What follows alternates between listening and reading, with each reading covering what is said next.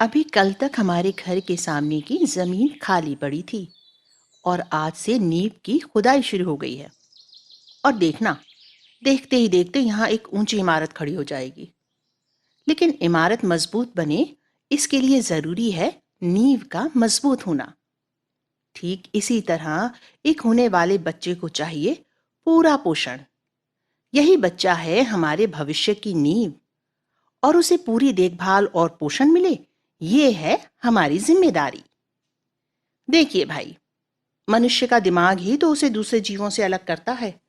सोचने समझने की शक्ति का विकास अगर बच्चों में अच्छे तरीके से होगा, तो उसके भविष्य के बौद्धिक स्तर और जीवन की गुणवत्ता का रास्ता खुलेगा।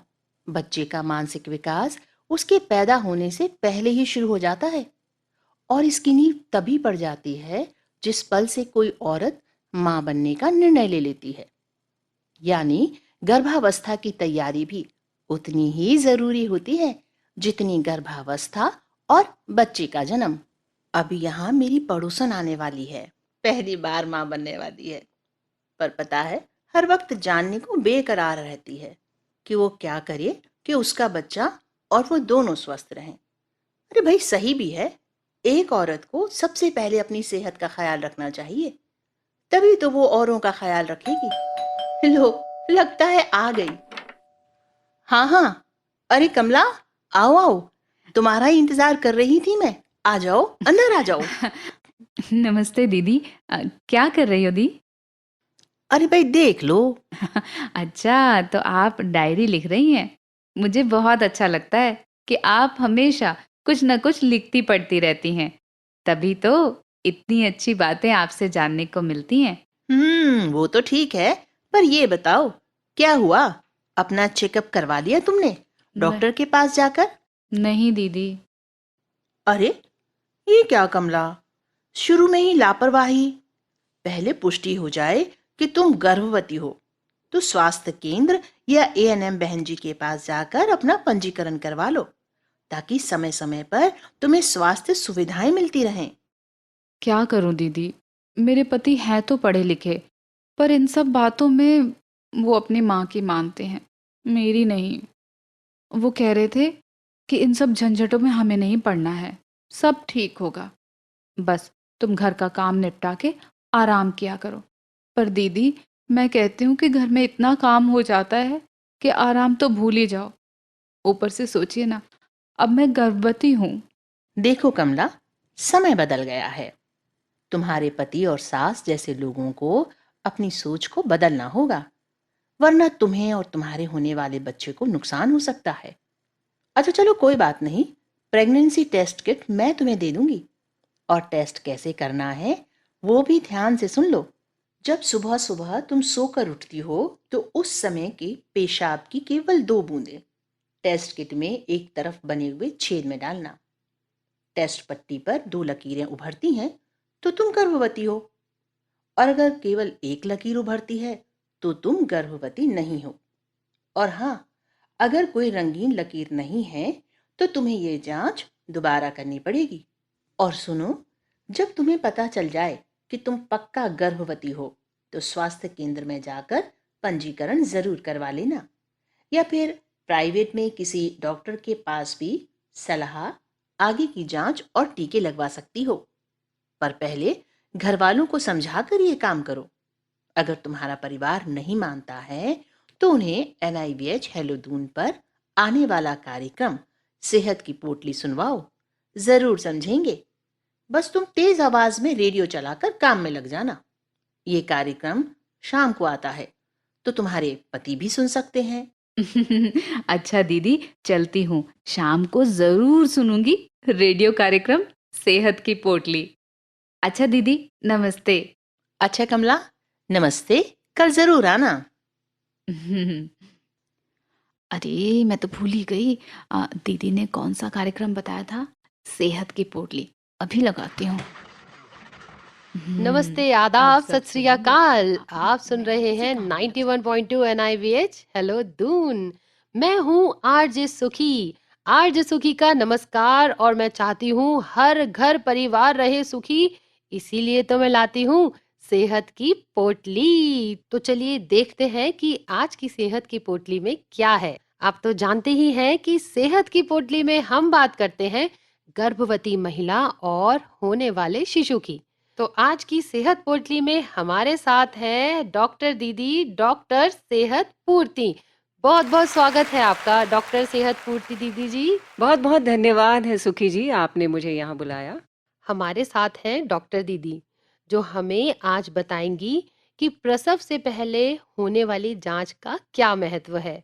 पर उससे पहले मैं होने वाले माता पिता और बच्चे के परिवार से कुछ कहना चाहती हूँ। वो ये कि अब आप जिम्मेदार बनिए। समय बदल रहा है। पहले के जमाने में स्वास्थ्य की सुविधा कम थी, लोग जागरूक नहीं थे। ऐसे गर्भवती महिला के खान पान से लेकर उसकी दवाइयों तक में लोग लापरवाही से काम लेते थे और कभी-कभी इसका परिणाम भी बहुत बुरा निकलता था और उसके बच्चे की जान तक से हाथ धोना पड़ता था। पर अब हमारे आसपास काफी सुविधाएं हैं।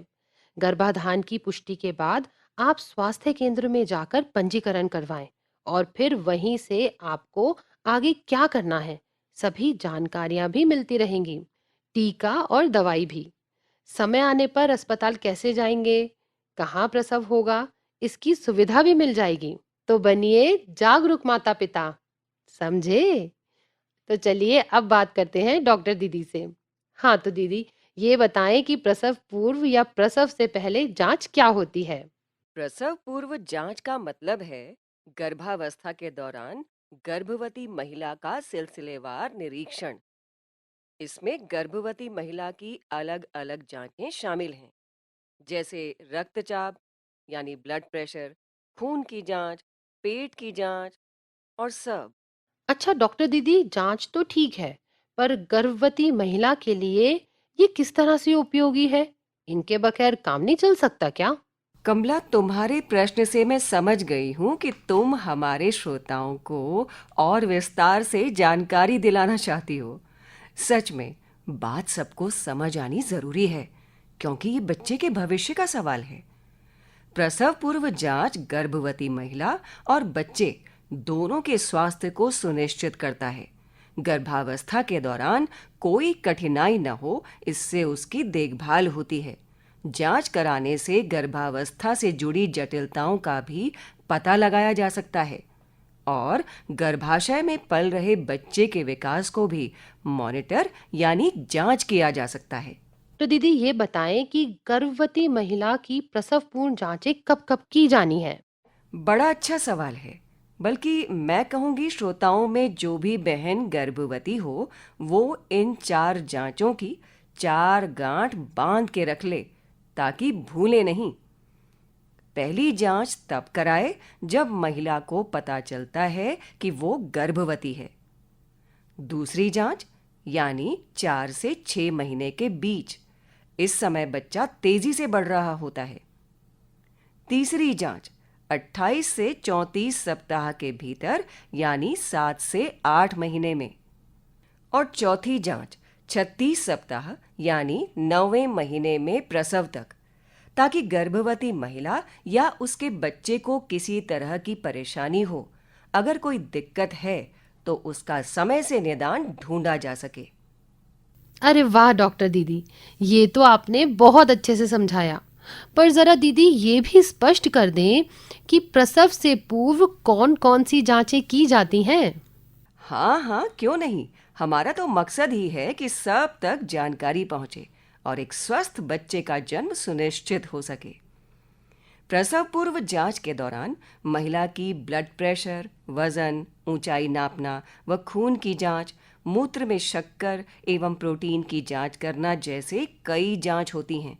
और हाँ, प्रसव पूर्व जांच के दौरान आवश्यकता होने पर आयरन और कैल्शियम की गोलियां भी दी जा सकती हैं।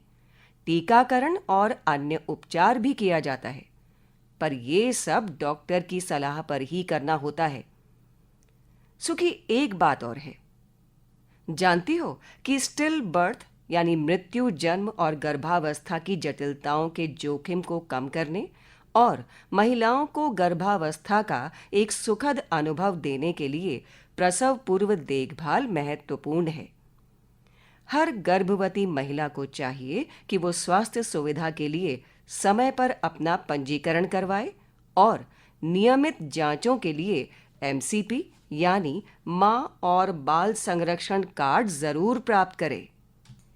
ये तो थी जांच की बात, पर मैं गर्भवती महिला के परिवार से भी कहूंगी कि इस समय उसे खुश रखें, क्योंकि अच्छे माहौल का अच्छा असर मां और बच्चे दोनों पर पड़ता है।